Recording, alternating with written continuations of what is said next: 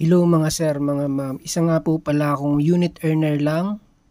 Ako po isang computer science, pero ako po ay nag-uniting at binigyan po ako ng PRC ng math major. So ako po ay hindi mahilig sa math, hindi marunong sa math. Ako po ay bobo din po sa math. Pero nakapasa po dahil sa mga magagandang reviewer, sa mga reliable na reviewer na nakuha ko.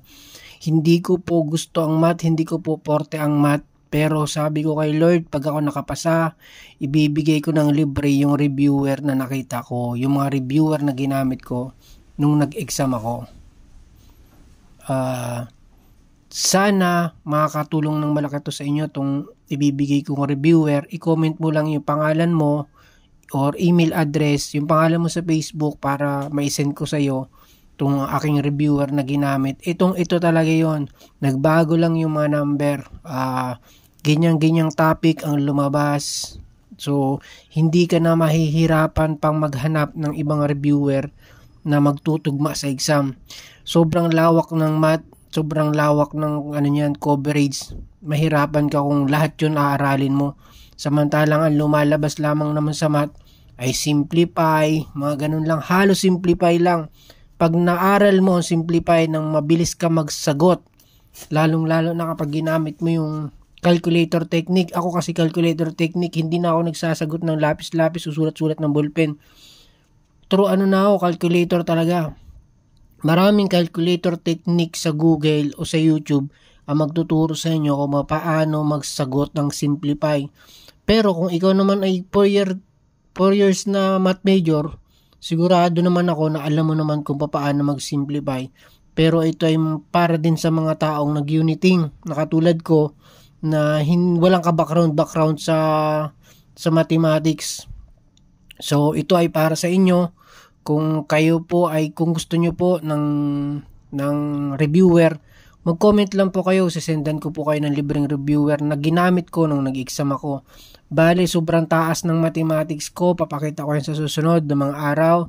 At the same time, kung magre-review kayo, mas mag-focus kayo sa mga mathematician. Huwag niyong kakalimutan yon. 10 taong mathematician ang lumabas nung nag-exam kami.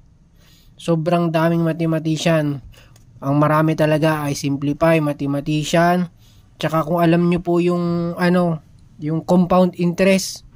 Yan, maraming lumabas na compound interest. Alam niyo naman siguro ang kung paano mag-solve nun, o kaya hanapin nyo sa Google o sa YouTube kung paano magsagot ng compound interest. Pero ituturo ko din dito kung paano isolve yung compound interest. Kaso medyo matagal ako mag-solve ng ganyan, baka mas magaling pa kayo kaysa sa akin. So isasabi ko na lang yung mga topic na lumalabas. Yan, compound interest, lumabas yan, maraming ganyan tanong na compound interest. Tapos yung hyperbola, parabola, ellipse, circle. Yan. Tapos yung sine, cosine, hindi ko alam kung anong topic sa math, pero maraming lumabas na sine divided by cosine, parang ganoon. So, sa susunod mag-upload ako ng kung paano sagutan yung mga ganun. Kasi hindi pa pwede mag-upload sa YouTube ng 3 minutes pataas. Hindi pa tinatanggap ni YouTube yung mga tutorial na ganun kahaba.